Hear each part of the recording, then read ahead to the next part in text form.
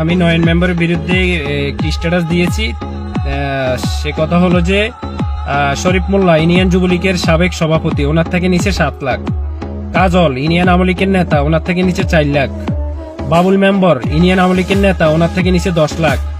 বাসার উনিও আওয়ামী লীগের একজন সক্রিয় কর্মী ছিল, ওনার থেকে নিচে 8 লাখ। তারপরে আপনার বাস কাউন্টার থেকে নিচে 50,000।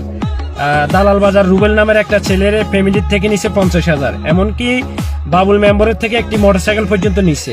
মোটরসাইকেলের বর্তমান রেট 2,50,000 টাকা। তো আসলে এটা তো সে করছে, এর মধ্যে সে আবার কি করলো, বিভিন্ন মজু চৌধুরীহাটে বিভিন্ন আওয়ামী লীগের বিরুদ্ধে বিভিন্ন মামলার ভয় দেখিয়ে বিভিন্ন নেতাদেরকে তিনি মামলাতে জড়িয়ে অনেক ভিতরে অনেক টাকা পয়সা নিয়েছে। আমি আসলে এই কথাগুলা আমি একজন লক্ষ্মীপুরের কর্মী হিসেবে বা লক্ষ্মীপুরের নাগরিক হিসেবে আপনাদেরকে কথাগুলো আমি সাক্ষী করে গেলাম।